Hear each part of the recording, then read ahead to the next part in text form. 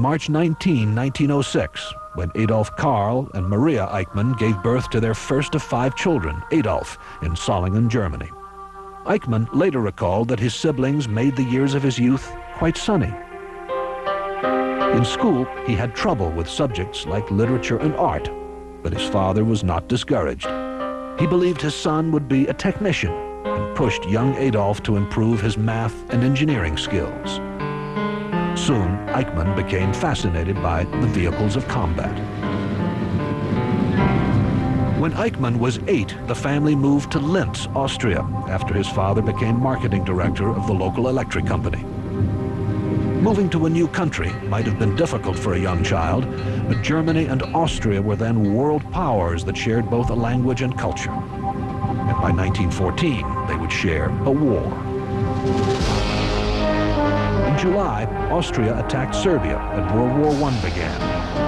8-year-old Adolf cheered as Germany joined Austria in battle.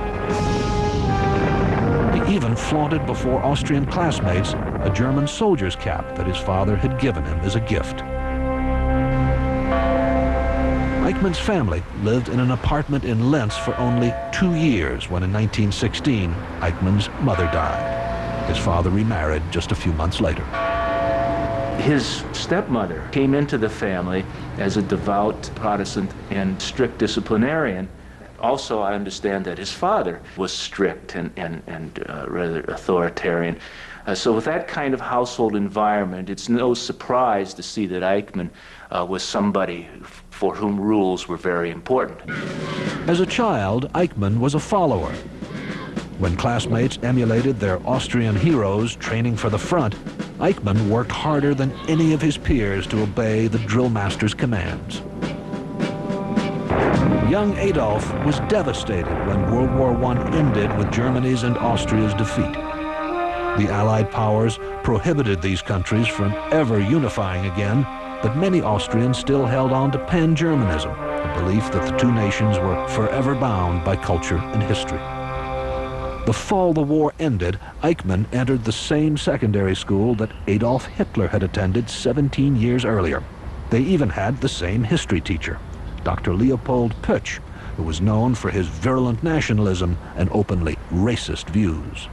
He was a believer in pan-Germanism. He was a believer in the absolute perfidy of Jews. He was a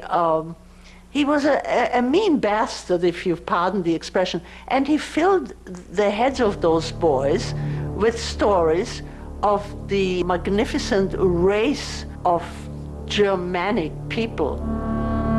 Eichmann was lazy and unmotivated and dropped out of school at 19.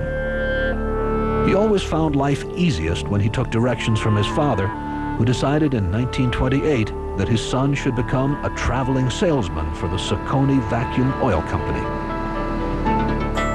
Here, he would set up gas stations and sell kerosene throughout Upper Austria.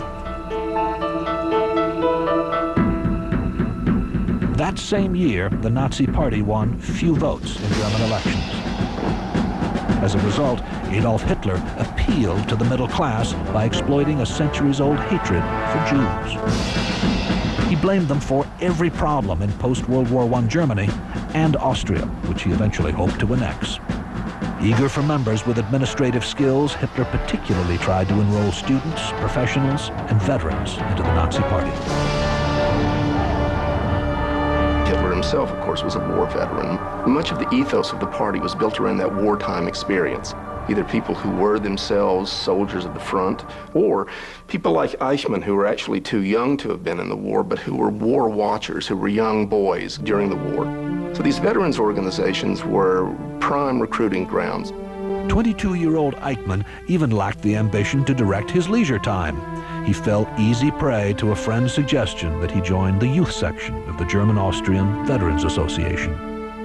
Now, many of those people who joined, including Eichmann, were not really veterans.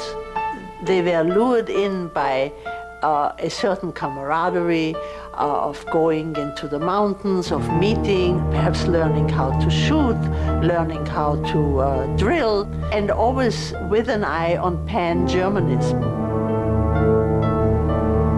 The group, often took the trolley to a suburb of Linz to practice their marksmanship. This interested the SS, the Nazi Party